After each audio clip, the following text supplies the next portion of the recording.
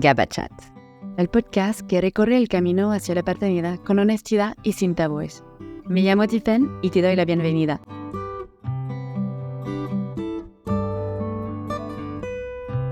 No dudo que habéis escuchado ya 1000 veces lo mejor que es de ser padres jóvenes. Por cierto, la juventud es sinónimo de mucha energía y de un cuerpo en su pleno potencial para enfrentar cambios drásticos y recuperarse mejor. Pero es un resumen muy restrictivo y solo viene una buena parte de la historia. Ser padres conlleva tener que madurar, tener que vivir su tiempo, tener que vivir a distintos horarios de la vida de solteros y tener que escoger sus prioridades. Entonces, ¿cómo uno se enfrenta a todos esos cambios cuando pensaba tener varios años más antes de pensar en ello? Es lo que nos va a contar Bea hoy, una mujer ambiciosa a quien la maternidad le tocó a los 25 años, cuando la edad media de tener hijos en España es de 31.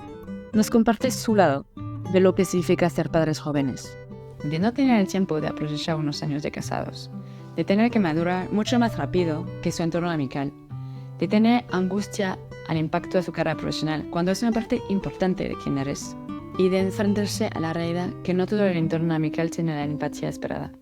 También nos contará sus 2 abortos espontáneos, testimonio que el camino a la paternidad no siempre es una línea directa. A pesar de contar con un marido incondicional y amoroso, las experiencias que vivió la hicieron sentir sola, incomprendida por aquellos que la rodeaban. No se puede tener todo al mismo tiempo, y fue la parte de su vida social que cayó. Bea nos recuerda que la mejor madre para sus hijos es aquella que está bien consigo misma. En este episodio nos comparte sus mantras que la ayudaron a ir por delante para conseguir lo que realmente le hace feliz. También nos recuerda lo importante de la comunicación y del apoyo, no solo dentro de la pareja, sino también del entorno familiar, amical, laboral y entre mujeres. Sin más preámbulo, os dejo escuchar el episodio, una historia de maternidad y de resiliencia.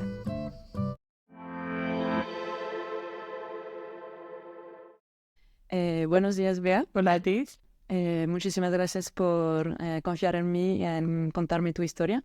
Cuéntame un poco, ¿cómo te llamas, tu edad, quién eres? Pues primero, Tiff, gracias. Me sentía con la responsabilidad de hablar un poco de mi historia. Me he criado en Londres, he vivido casi toda mi vida entre España e Inglaterra. Tengo 3 hijos pequeños y trabajo como consultora de marcas de lujo llevando su estrategia comercial internacional. Mi marido es español y me ha seguido mucho en mi carrera. Cuando me fui a trabajar a Londres, él me siguió, nos casamos y ahora ya pues tenemos 3 hijos y nos hemos vuelto. Eso es un poco mi historia muy resumida. ¿Y cómo os habéis conocido con tu marido? A ver, mi marido es uno de los mejores amigos de mi cuñado. Así es. Sí, No es un pañuelo. literal. Entonces mi hermana llevaba tiempo saliendo con su ahora marido y pues yo no hacía más que coincidir con esta persona que en ese momento me caía francamente mal y pues eso, me la metieron un poco con calzador, empezamos a salir, nos empezamos a gustar y justo un mes antes de irme a Londres, muy jovencita, tenía 22 años. Nada, y me fui a Londres a trabajar, muy feliz, es una persona muy libre. Y él me siguió al año, nos prometimos poquísimo después. ¿Al año? Menos de un año. Wow. Sí. Estaba enamorado. Pues eso espero. Porque si no, vaya loco. Nos enamoramos profundamente, sí. ¿Y entonces cuándo llegó la idea de tener hijos? Pues nos casamos muy jóvenes. Yo tenía 25 años y él tenía 27. Y tener hijos siempre ha sido parte de nuestro plan. A mí no me gustan particularmente vamos a ver, cuando digo que no me gustan los niños, no es que no me gusten, mis hijos me encantan, pero no era una persona particularmente maternal, ¿no? Y los niños estaban en nuestro plan más a medio largo plazo. Mi marido y yo los dos venimos de entornos tradicionales y como yo creo que una de las razones por las que nos casamos tan pronto, nos habían venido un poco la historia de es complicadísimo, te va a costar un montón. Pero entonces lo habíais comentado que queréis hijos... O sea, lo habíamos hablado, pero no habíamos hablado en plan, ¿cuándo? Es que no había ni entrado en la conversación, pero como ya tendremos hijos, ¿no? Y fue un sustazo.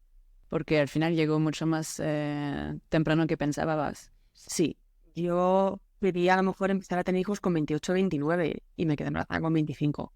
Fue un susto.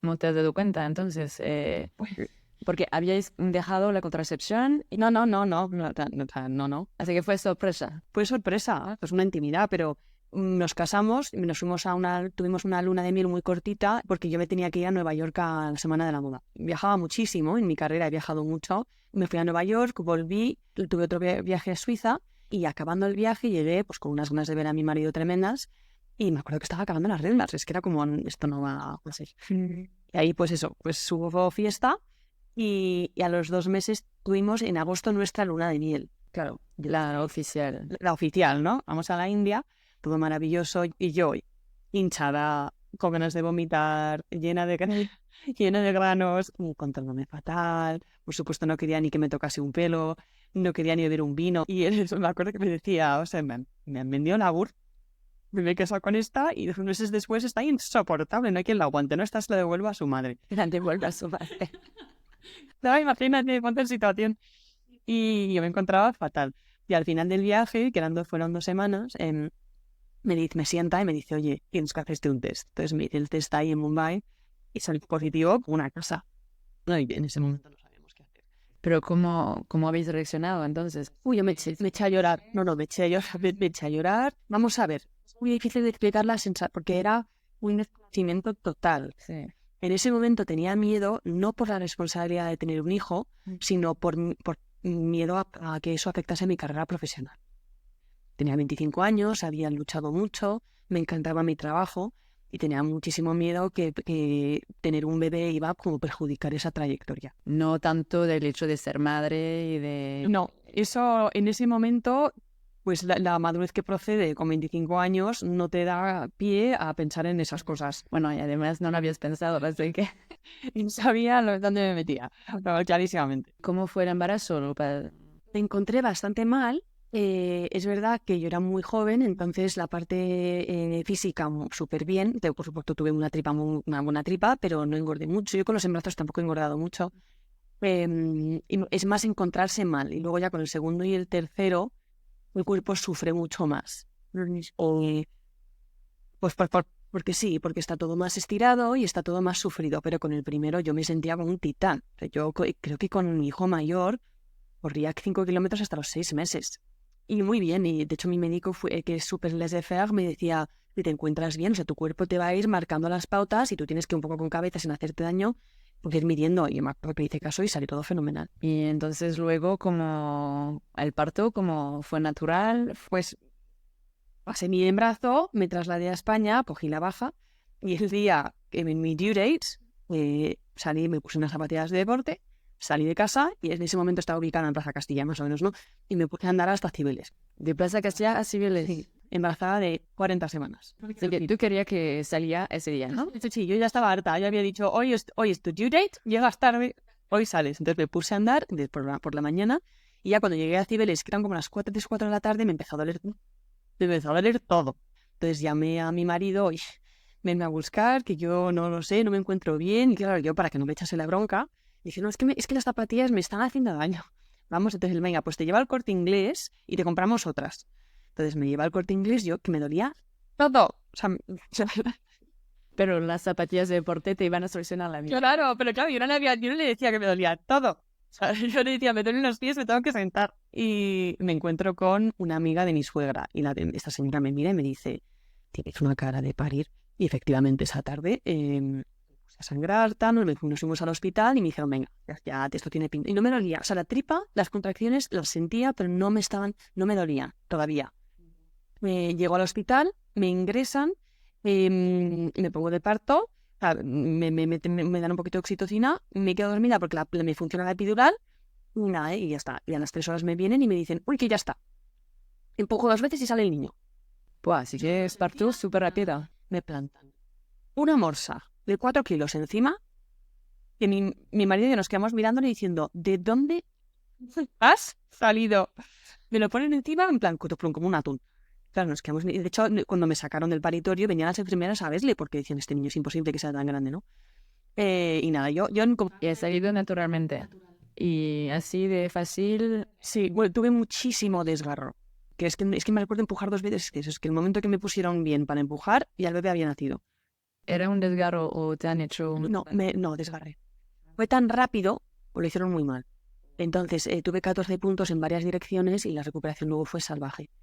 14 puntos. Sí, Wow. no me podía sentar, Y fue, claro, un bebé muy grande, Qué barbaridad. horrible. Eso, pero claro, como era mi primer parto, yo me sentía bien. Pensé, bueno, pues así son todos. Luego con los otros dos me di cuenta que el primero fue particularmente malo. Pero en ese momento me pareció bien. Es verdad que no me pude sentar durante 2 semanas. Y luego mis otros 2 hijos me los han sacado un poquito antes para que no llegasen a dimensiones pues por encima de los 4 kilos, ¿no? Entonces, nada, me fui a casa con mi bebecín, con un desgarro y sacopón, y nada, y ahí me quedé con mi chiquitín. Y ahí felices los dos, de vuelta a casa. ¿Cómo has vivido el posparto? Porque muchas mujeres lo pasan un poco mal, tienen las hormonas que caen. El parto en sí, súper fácil. El posparto más complicado. ¿El posparto más por la relación a tu cuerpo o también un poco el de... A ver, pues mira, yo soy una persona súper pragmática. Hay muchas mujeres que quieren ser madrazas y se complican. Hay unas que se les da fenomenal, en cuyo caso, genial. Y hay otras que no. Pues no, estamos para sufrir. O sea, ya en todo el proceso de la maternidad va a haber un montón de oportunidades para sufrir. Entonces, si no estás segura si quieres dar el pecho, no lo des. No lo des. El que no dormir te está afectando las hormonas y estás entrando en depresión, pide ayuda. Yo decidí no dar el pecho por razones personales, porque en mi cabeza era lo que funcionaba en ese momento y no me arrepiento absolutamente nada. Y los niños, los bebés, especialmente los neonatos, son súper receptivos a su entorno y más el entorno de la madre. Cuando la madre está bien, el niño está bien. Eso me parece clave que lo digas, porque es verdad que al final te tienes que cuidar tú misma para poder ayudar a un enano. Y yo he notado con mis 3 hijos, en mi nivel de estrés fue mucho más pacífico, o sea, estuve mucho más tranquila con la tercera. Teníamos más experiencia, más soltura, pero bueno. Bueno, pero volvemos al posparto del primer hijo. Entonces, ¿habías preparado tu mente de...? No había preparado nada. Parecías preparada, o sea, ya sabían que quería dar el pecho o no. Eso sí, o sea, sí sabía lo que no, que tenía mucho más claro lo que no quería versus lo que quería, ¿vale? Y es una metodología que aplico en toda mi vida y me funciona bastante bien. O sea, porque muchas veces la gente no sabe lo que quiere, sabe mejor lo que no quiere. Entonces, eso te ayuda mucho, pues si no quieres esto, ¿cómo lo evitas, no? Entonces, eso me ayudó mucho al aterrizaje de mi primer hijo. Estabas en Madrid entonces con tu familia, que me imagino que han cuidado a su primer nieto, estaban todos orgullosos, y luego habéis vuelto a Londres, ¿no? Claro, y ahí es cuando entramos en una etapa muy difícil. Estábamos en Londres trabajando muchísimo, con un bebé, con muchísimas responsabilidades y muy aislados de el universo en el que estaba viviendo nuestro círculo social. Lo que tienes que saber es que no puedes hacerlo todo a la vez. Me explico. O sea, yo no sabía lo que iba a pasar. Pero de forma orgánica, yo elegí entre las 3 dimensiones de la vida de cualquier persona, la familia, la carrera y la parte social, una se cayó. Fue la parte social.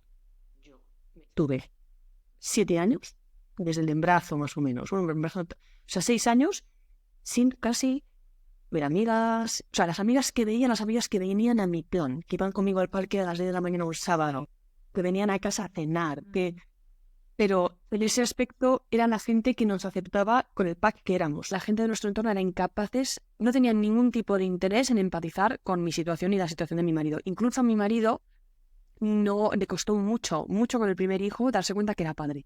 Esto les pasa a todos. Pero cuando encima estás viendo que todo el mundo que conoces, además que salir de fiestas y se va a Formentera, Ibiza, cuesta muchísimo. No tanto porque no puedas a nivel económico, pero ¿qué vamos a hacer? De hecho, a mi hijo mayor nos lo llevábamos a todo. Nos llevábamos a las bodas, nos llevábamos a los viajes, nos llevábamos de cenas, con lo que conlleva llevar un bebé a estas cosas, ¿no? Que era muy complicado. Y ahí sí que noté que yo me distancié muchísimo de un montón de amigas que tenía, y además es que voy a puntualizar, porque esto es importante. Hay una diferencia muy grande entre no empatizar porque no entiendes, se puede perdonar, y no empatizar porque no quieres. Bueno, es que a los 25 años tampoco La gente se puede realmente enterar de cuál es el trabajo realmente que hay detrás de ser madre. Pero hay algunas amigas que lo intentaban y el sábado por la mañana se venían conmigo al parque, a las 10 de la mañana, a jugar con el niño. Hay otras amigas mías que me decían, uy, no quedes con Bea, que qué pereza que va con un niño. Ahora la vida pone a todo el mundo en su lugar, ¿no? Entonces no voy a entrar en ese tema, pero si no pudieron empatizar en esa época es porque verdaderamente no la entendieron. Y muchas de ellas, a lo largo de los años, cuando han sido madres, me han llamado a pedir perdón. Como diciendo, no, mira, consciente, lo que estabas trabajando no me lo podía ni imaginar. Y siento no haber estado más ahí. Y luego hay otras con las que perdí la relación y fenomenal, porque un problema que me he quitado. Pero entonces una mujer joven con también bastante ambición, porque como comentabas antes, tenía miedo para tu carrera, me imagino que fue un poco difícil. Fue una época que ha dejado a día de hoy muchísimas heridas en mí. Fue una época traumática. Sentí muchísima soledad y ha dejado heridas en mí, que ahora estoy trabajando. Y es lo único de lo que me cuesta hablar. Con lo cual significa que tengo ahí bagaje que todavía no he deshecho las maletas. ¿Y te estás dando cuenta ahora de esas heridas o ya en esa época sentías...? No, en esa época no tenía ni idea. Me estoy dando cuenta ahora. Es un proceso. Tengo muchísimo trabajo por delante. Y eso, justo como antes comentabas, que te han hecho 14 puntos, ¿cómo fue tu recuperación? ¿Cómo tu cuerpo se recuperó? ¿Cómo has hecho para...? Cuando se habla de recuperación hay que diferenciar entre dos cosas. La primera es la externa, o sea, la física, que me recuperé fenomenal. Claro, con 26 años, imagínate.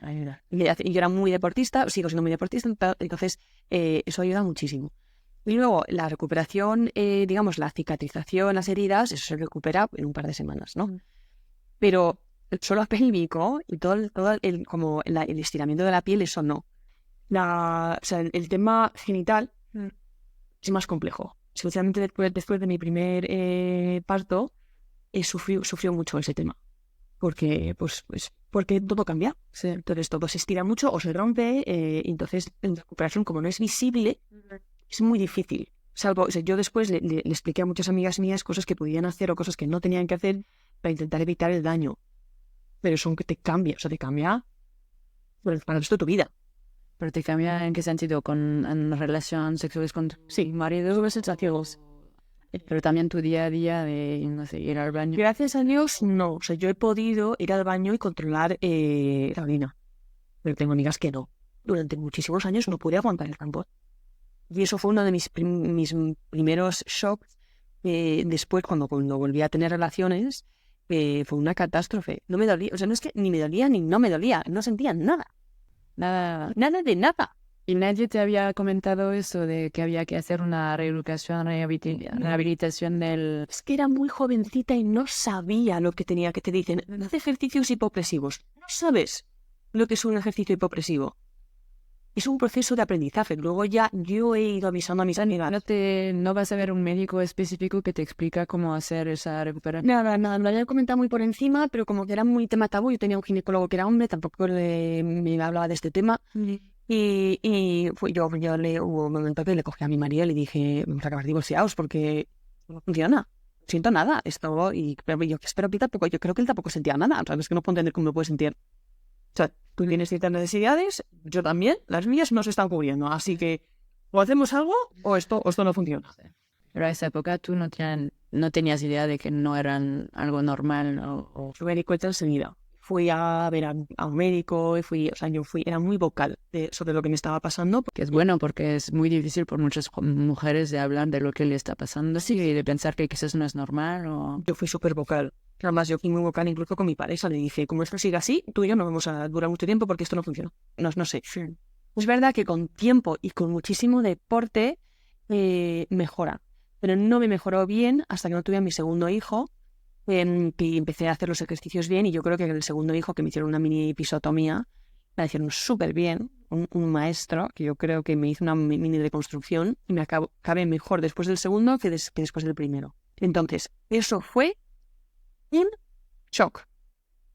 Y no me lo podía creer. Y a día de hoy está muy vinculada con las heridas que tengo con mi hijo mayor. ¿Cómo me cambió? Así es que he tenido un mezclo un poco horroroso porque tenías un hijo deseado, no deseado. Un parto descontrolado. Una responsabilidad que me vino demasiado joven. Y yo tampoco había tenido una vida de casada muy extensa. Sí, porque en menos de 2 años casi, ¿no? Porque os habéis conocido y... Sí, o menos. Entonces, al detero se acabó. Eso fue un poco la historia. Entonces, son heridas que yo llevo. Sé que le pasa a muchas mujeres de formas diferentes, pero sé que muchas mujeres, porque algunas no se reconocen, porque pierden su cuerpo, porque sufren tanto en el parto. O sea, sé que esto no es algo que me ha pasado solamente a mí. No. Sé que pasa a más mujeres. Pero en mi caso eran las circunstancias. Y entonces tengo que manejarlo muy bien con mi pareja para los dos sentirnos como que no nos hemos perdido una etapa. Y entonces, aunque no te has dado cuenta en ese momento que realmente eran traumas, ¿cómo has superado todo eso para decidir que ya queréis intentar con el segundo? Porque quieres más niños, entonces queríamos más. Esto fue, again, otro elemento, o sea, episodio muy traumático. Yo cuando me quedé embarazada por segunda vez, que estábamos emocionados, cometí un error que comete mucha gente y ya llegamos... Además es que fue mi marido el que se fue de la boca y avisó a toda nuestra familia, su familia, de que esperábamos el segundo bebé. Estábamos en Londres y volvíamos a casa para Navidad. O sea, era como el 19 de diciembre. Y me levanto por la mañana, ya de 11 semanas y media, y estoy sangrando mucho. No es una gotita, estoy sangrando mucho, sangre roja. ¿Estabas en Londres? Yo estaba en Londres, ponte en situación. Me pongo a sangrar, mi marido estaba con un niño dormido, o sea, entonces me voy sola en un autobús y me pongo ahí con los drogadictos y mendigos que habían llegado esa noche en urgencias, o sea, sola, sin saber lo que pasaba, muy nerviosa. Me acuerdo que llamamos porque, claro, mi marido quería venir conmigo, pero todos los amigos estaban dormidos y de resaca, claro, o sea, 28 años, Londres, un sábado a las 9 de la mañana. Sé que no podías dejar al niño con nadie. No podía dejar al niño con nadie. La única persona que me cogió el teléfono fue mi madre en Madrid y gracias a eso, cuando me dijeron que no había latido, había alguien con el que estaba hablando, ¿no? Pues claro, me había levantado, me había subido a un autobús sola, sangrando. Había estado esperando una sala de espera durante 1 hora y media hasta que me viesen y luego me dicen que no he latido. Me quería morir. Me ingresan en ese momento ya por fin mi marido que viene al hospital. Yo ya estaba pues con la bata y a punto de entrar para que me hiciesen el degrado. Así que espera, entras al hospital, esperas, te dicen que ya no hay latido y ya tienes que entrar en... No, me dieron la opción de irme a casa y volver, pero me pareció eso peor. O sea, te dicen que lo tienes bebé, que lo tienes dentro muerto y que tienes que volver a que te lo saquen. Pues dije, mira, si me lo puedo sacar ahora, me lo sacáis. Okay. Pero bueno, es un shock porque no tienes nada de tiempo para procesar un poco la información. Fue salvaje. Fue una experiencia salvaje. Sí. Más sola, ¿no? Ahora lo digo, pues es un trauma muy superado. Entonces puedo hablar de ello sin echarme a llorar. Pero es una experiencia horrible. Entonces vuelvo, me hacen el legrado, me dan una pastilla de calmante, una de painkillers así, una cajita, y me vuelvo a casa, ¿no? Y ahí, gracias a Dios, el trabajo me sirvió, fue como mi saving grace. Era mi forma, era mi escape. Me metí ahí, nadie sabía nada, por supuesto estaba muy triste, pero yo seguía hacia adelante. Luego fue muy dura la vuelta porque llegamos a Madrid de Navidad y lo pasé muy mal esas Navidades, muy mal. Nada, volvemos a Londres, me quedé embarazada a los 2-3 meses y nada, llegó a junio y estaba ya de 3 meses. Luego teníamos 2 bodas juntas, entonces teníamos un doblete, teníamos una boda en Madrid a la que iba yo sola porque era una amiga mía y luego el día 7 teníamos una boda en Formentera. Cuando llego a Madrid esa noche que tenía la primera boda me pongo a sangrar otra vez los 3 meses. Entonces pero yo ya ahí, como ya me había pasado, en el momento que vi una mancha marrón pensé, ya estamos. Yo ya sabía lo que estaba pasando. Sí. Entonces, menos mal que estaba mi hermana en la boda, que estaba embarazada de su segundo hijo, con lo cual, te imagínate, mi pobre hermana embarazada de 5 meses, llevando a su gemela al hospital a que le digan que ha perdido un bebé. Vamos al hospital, efectivamente me dicen que no hay latido y me dan, pues esta vez me dijeron que el bebé era un poquito más pequeño, entonces que me dan unas pastillas. Y me voy a mi casa absolutamente destrozada. Y yo tenía 2 opciones ahí. ¿Vale? Momento, Beatriz Carranza, espléndido. Tenía 2 opciones. O me quedaba en Madrid sola, en un piso oscuro, llorando todo el fin de semana esperando a que mi marido volviese de Formentera. O me tomaba las pastillas, sangrando como un animal. Me subí al avión a las 7 de la mañana y me iba a Formentera. No sabes lo que quieres, pero sabes lo que no quieres. Y yo sabía que no me iba a quedar en casa llorando sola.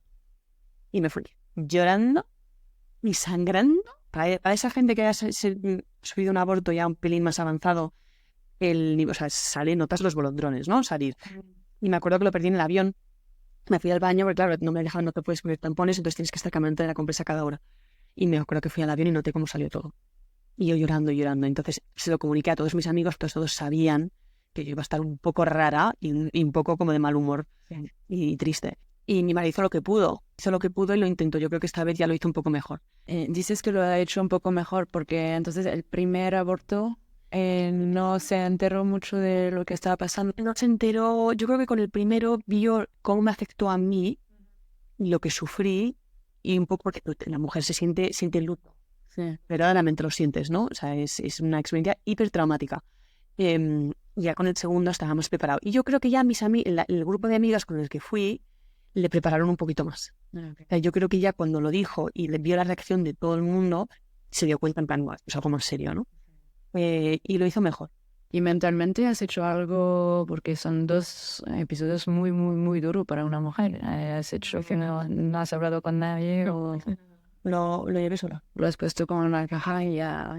No lo metí en una caja ya verde, porque eso yo creo que generaría mucho trauma. Lo hablaba, mi marido no soportaba que yo hablase del tema, decía en plan que estaba obsesionada, pero es que no podía pensar en otra cosa.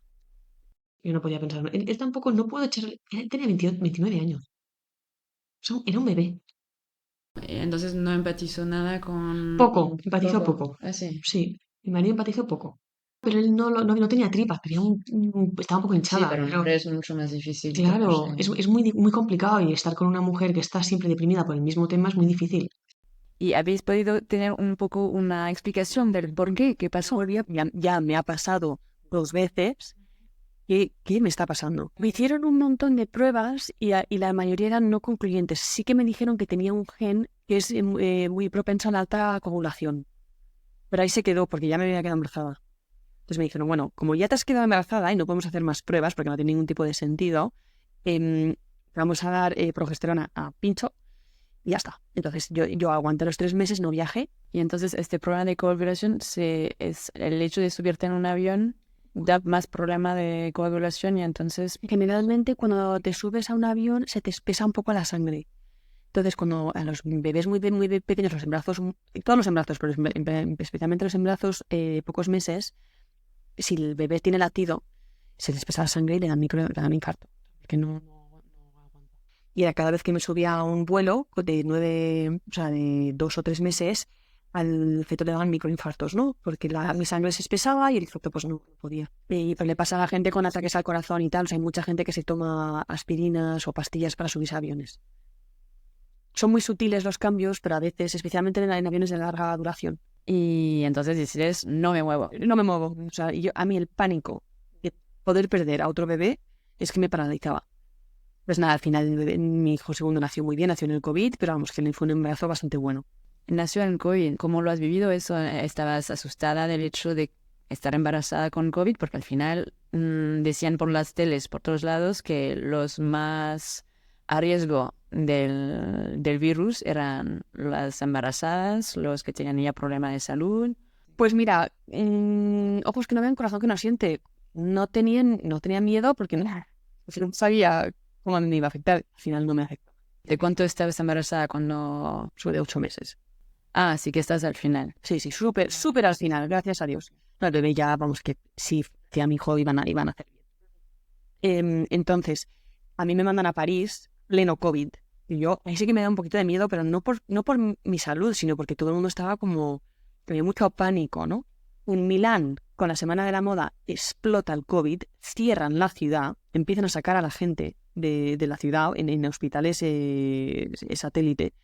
Entonces empiezan a llegar todos y ahí la gente llega en un frenesí de pánico. Eso fue muy impresionante. Todos los compradores venían y se ponían gel en la cara, tal. Ya Europa estaba en crisis, ¿no? Entonces le digo, a los 2 días le llamo a mi hija y le digo, oye, estoy de 8 meses, me voy.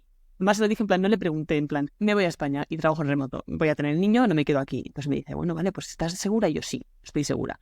Y cogimos un avión a Málaga, que me acuerdo que mi hijo mayor tuvo un ataque de pánico brutal en el avión, y en el momento que aterrizamos en Málaga nos damos cuenta que han declarado el estado de alarma, pero claro, estábamos en el vuelo, El avión donde estábamos, Norwegian Airlines, era uno de los pocos que no se había dado la vuelta, porque todos estaban dando la vuelta y no estaban entrando en España. Con lo cual conseguimos aterrizar, me viene a recoger mi hermana con mascarilla y gorra. Básicamente nos hace flispis como si fuésemos microbios, en plan... Bueno, y mi marido viajaba a Gibraltar, claro, porque Gibraltar es UK cada semana, y yo me quedé en el sur teletrabajando hasta que nació mi segundo hijo. Pero entonces, ¿había el estado de alarma ya en España, en Londres? No, en Londres no había estado de alarma. Ah, no, todavía no. Por eso que entonces tu marido podía viajar todavía. Ah, pero no tenías miedo que tu marido no iba a poder estar contigo cuando al momento... Y sí me daba miedo, pero como ya era el segundo, no era mi prioridad. O sea, yo en ese momento estaba más centrada en el que el bebé saliese bien, y si tenía que dar a luz sola, pues eso... Y yo creo que le daría más pena a él estar en ese momento. De todas formas, se las arregló para estar y estuvo ahí y salió todo muy bien. Lo único es que yo tengo un poquito de escoliosis y entonces la epidural ya no me entraba bien. Con lo cual fue un parto casi a pelo y fue eso, ese elemento fue un poco duro. Bueno, entonces tenéis el niño, todo bien. Tu marido está contigo en la casa de tus padres en el sur de España. Así que todo parece fenomenal en ese momento, ¿no? Y todo súper bien. Y COVID, así que estáis tranquilos en casa. Y bueno, el posparto entonces mejor, porque ahora te has dado cuenta que finalmente lo que te había pasado en el primero era un poco excepcional. Sí, y me recuperé muy bien, ya haciéndolo bien, menos puntos porque me hicieron una epistomía chiquitita, muy bien. Es el segundo parto, muy bien. Y entonces, ¿tu hija ha llegado bastante temprano también o habéis pasado un poco de tiempo para antes de decidir qué queréis? Bueno, es que entre mi hijo mayor y mi hijo segundo se sacan 3 años. O sea, y la niña nos llegó ya cuando mi segundo hijo tenía 1 y medio, ya nos pusimos a intentarlo y además, como ya me tocan así, me quedé embarazada, pues nada, pues me quedé embarazada y se salió fenomenal. ¿Cómo habéis decidido de volver a Madrid entonces? ¿Fue una decisión de la carrera profesional? ¿Te mandaron ellos aquí? No, ¿Fue una decisión personal? hubo varios catalizadores. El primero es que pasó Brexit y a mi marido le trasladan a Europa, que en principio iba a ser París. Entonces yo me vi en Londres con 2 niños trabajando, o sea, no quería meterme en esa situación y mi marido no tenía opción. Entonces yo conseguí un trabajo en Madrid y dijimos, venga, pues en vez de que él se vaya a París, nos vamos los dos a Madrid. Me has dicho antes que tenías miedo en el impacto de tu carrera profesional y que justo me estás diciendo que un poco por la razón de la carrera de tu marido habéis decidido volver a Madrid. ¿Cómo lo has vivido al final de tener hijos? ¿Y cuál fue realmente el impacto con tu carrera? A ver, ¿Hubo un impacto o fueron decisiones tuyas? ¿Cómo funcionó? vamos a ver. Tener hijos afecta la trayectoria profesional de cualquier persona, mujer y hombre, muchísimo más las mujeres. Esto es una realidad. Ahora, volvemos a lo mismo. La persona tiene que, o sea, cada uno de nosotros tenemos que hacer un ejercicio de honestidad y decir qué es lo más importante para nosotros. Y dentro de ese, o sea, no es tan fácil como esto es lo que más me importa o esto es lo que no me importa. Dentro de todo el espectro, hay cosas que te importan un 90%, hay cosas que te importan un 40% y hay cosas que te importan un 20%. Pero solamente porque a lo mejor esa cosa te importe un 20%, no significa que no te importe, ¿vale? Para mí la carrera profesional es súper importante. La familia también, y más o menos están equiparadas. Y luego la parte social, los hobbies, todo lo demás está muy por detrás, ¿vale? Es verdad que por mi trabajo hay un elemento social que gracias a Dios que tengo mucho, o sea, mucho de lo que hago por mi trabajo es social, ¿vale? Voy a eventos y tal. Pero yo en un momento dado tuve que elegir y despriorizar la parte social, especialmente cuando tuve a mi hijo sola en Londres. Ahora, tener hijos te pone en desventaja con cualquier otra persona que no tiene hijos a nivel profesional. La conciliación real no existe. La conciliación se llama abuelos, la conciliación se llama horas extra en la guardería. Que un jefe diga, vale, si te vas a casa, puedes llevar a tu hijo al médico, pero esta noche lo necesito. Eso no es conciliar. Eso no es conciliar. Conciliar es, cubro hoy, por favor, habla a ver quién puede en el equipo cubrirte para que esto esté hecho. ¿Vale? O si esto va a ser un problema recurrente, tenemos que buscar una solución. Vamos a sentarnos y vemos cómo la encontramos. O sea, no acorralando a la persona, sino dando opciones. Eso no existe. Y la conciliación existe por los jefes y por los compañeros, porque todos los compañeros van a estar en una situación similar. ¿Vale? Entonces, en mi caso, Y lo puedo hablar de esto porque es un tema que he analizado muchísimo y que a mí me ha pasado la inversa. Yo, por haber tenido a mi hijo tan joven, y por una necesidad económica, mi marido y yo tuvimos que escalar profesionalmente con una agresividad muy poco común para gente de esa edad. Así que habéis tenido que pedir promociones y como ya un poco más pegar. Yo volví de mi primera baja, me senté con mi jefe y le dije, yo no puedo ganar menos de X, me tengo que ir y tengo otra oferta. Lo siento, me encanta este sitio. Y uno me lo macheó on the spot. ¿Pero ya lo habías pedido antes? No. ¿Nunca lo habías pedido? Mi marido me dijo, para llegar a fin de mes necesitamos X, yo pongo Z, hay una diferencia, lo tienes que suplir tú porque yo ya estoy supliendo mucho. Entonces lo hice, algo encima de la mesa y diciendo, yo valgo más y si no me voy. Y gracias a eso empecé a escalar profesionalmente en mi sector muy rápido porque es un sector complicado y me fue muy bien. ¿Eso era en Londres ya? Sí. Menos mal, porque en el Madrid yo creo que no habría funcionado. En Inglaterra no te vale el tiempo. Porque no aportas valor, hay más movimiento, hay más trabajo, más calidad de trabajo. Entonces lo que dices es que no lo puedes realmente tener todo. Entonces has decidido que tu carrera y tu avance en tu carrera era importante para ti, era necesario además. Necesario para mi familia y muy importante para mí. Entonces la parte social la aparco durante unos años. Es verdad. O sea, esto es lo que es. Eso nos obligó a crecer muy rápido profesionalmente. Y en mi caso, el tener hijos me ha sido como un propulsor. Eso te ayudó al final a tener una reputación bastante conocida en el mercado del lujo y de la moda para al final ponerte freelance, porque entiendo que estás freelance ahora. I'm freelance. Gracias a la trayectoria y la exposición que había tenido, a las tablas y todo el conocimiento que había tenido fuera y esa visión, ahora puedo hacer lo que verdaderamente me gusta.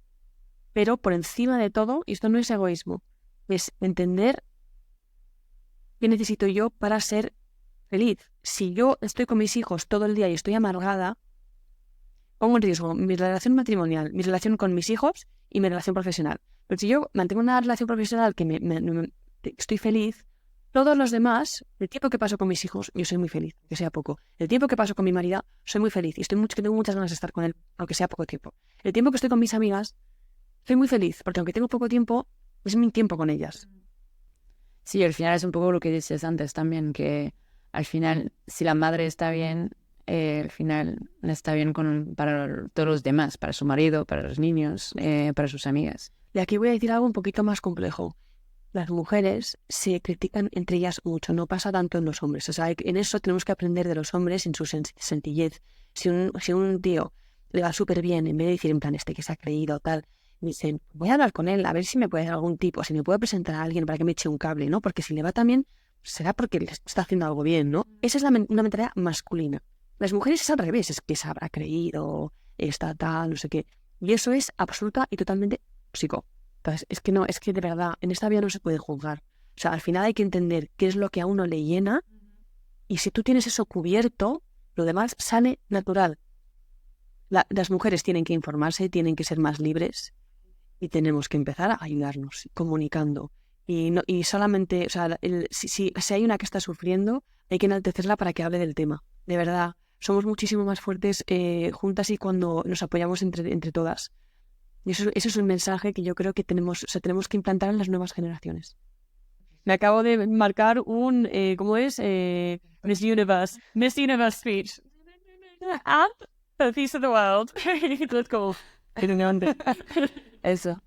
Y me encantan esas conclusiones porque al final tenías miedo del afecto en tu carrera profesional. Al final fue casi lo mejor que te habría podido pasar porque lo has peleado más que si no habías tenido el hijo y has crecido mucho más rápido y también has aprendido al final bastante joven a escucharte más, a saber lo que no quieres y lo que realmente te hace ilusión. Realmente otra vez, Bea, muchísimas gracias por haber tomado el tiempo de contarme tu historia. Me parece que tienes unos mensajes muy fuertes y muy clave hoy en día que se tienen que comentar, así que te lo agradezco muchísimo. Muchas gracias, Steve. Sigue haciendo muchas cosas de estas, que me mola un montón. Ya llegamos al final de este episodio. Quiero agradecer profundamente a Bea por compartir su historia con nosotros. Espero que esta conversación haya resonado con vosotros y que sus mantras os ayudarán de alguna manera. Cada camino es único y aunque a veces se sienta solitario, no olvidéis que no estáis solos. Si conocéis a gente o situaciones que merecen la pena visibilizar, o si conocéis a alguien a quien este podcast pueda ayudar, os agradecería que lo compartierais. Muchísimas gracias a todos por estar con nosotros hoy. Hasta pronto.